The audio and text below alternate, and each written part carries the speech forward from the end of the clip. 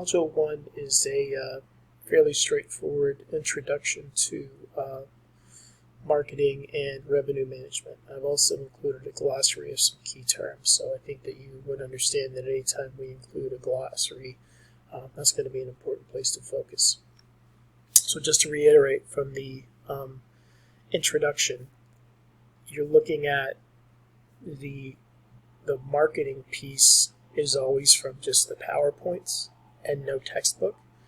And then the revenue management is from chapter 1 of the book that is included within the Canvas shell itself. So for this, it's pretty straightforward. Remember also what I said. We start off from day 1, we are going to go with the STAR module being open. So do not wait. Go ahead and begin to review that material.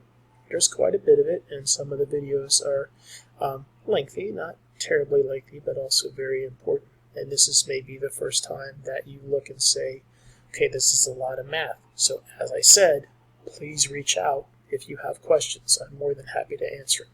Okay, and off you go.